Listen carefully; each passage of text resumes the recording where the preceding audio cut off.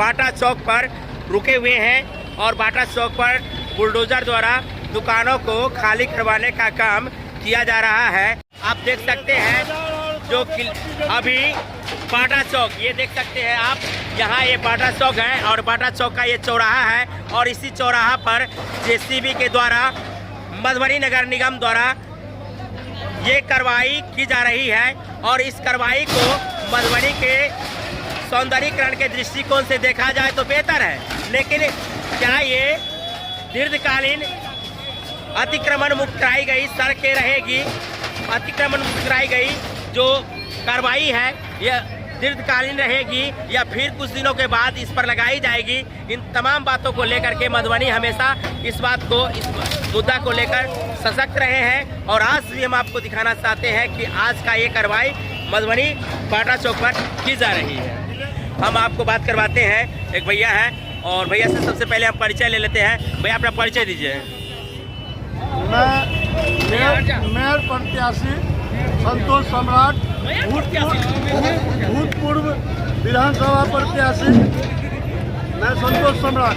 ये भैया संतोष सम्राट है और बता रहे हैं कि आगामी नगर पालिका की जो चुनाव होगी उसमें मेयर के पद के लिए चुनाव लड़ने वाले हैं। तो भैया क्या मेयर के पद तो लड़ेंगे बाद में, जो अभी जो कार्रवाई की जा रही है और मधुबनी एक चौड़ीकरण के दृष्टिकोण से देखा जाए तो मधुबनी में कहीं भी ऐसा जगह नहीं है जहां लोग अतिक्रमित करके नहीं रखे हैं, लेकिन ये कार्रवाई कितने दिनों तक अतिक्रमण मुक्त रहेगी ये सवाल बहुत बड़ा रहता है। ये प्रशासन का बहुत बड़ा ही ये पहल बहुत ही सकारात्मक है और ये पहल होनी चाहिए। मधुबनी में यातायात की ये जो असुविधा हो रही है, लोगों को आए दिन एम्बुलेंस हो या कोई भी ऐसा वाहन हो तो यहाँ लगाने के लिए भी दिक्कत होती है। माने हम कहना चाहते हैं कि ये आज कार्रवाई हुई है, फिर कल होकर के यहाँ दुकान लग जाएगी, तो ये दीर्घकालीन तक रहेगी या सिर्फ दिखावे के लिए है? नहीं, ये होगी। प्रशासन एक्टिव है और अब मधुबनी नगर निगम हो चुका है, पहले नगर परिषद था और प्रशासन को इस पर और सरकार को पहल करनी चाहिए, जिसमें मधुबनी के 2 सड़क मुख है, एक गिलेशन बाजार से लेके महाराजगंज चौक तक और एक गिलेशन से सावे पट्टी तक। इसको किस रूप में मधुबनी को देखना चाहते हैं? नगर पालिका बन जाएगी और सबसे बड़ा समस्या लोहा पट्टी और गिलेशन में रहती है। इस समस्या को निपटने के लिए प्रशासन किस प्रकार की तैयारी कर रही है?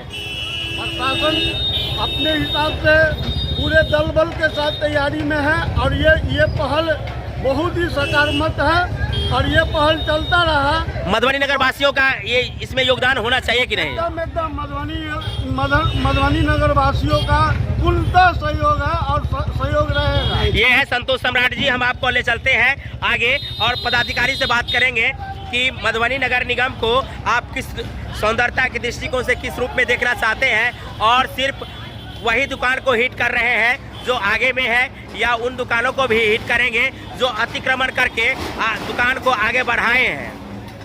सर एक मिनट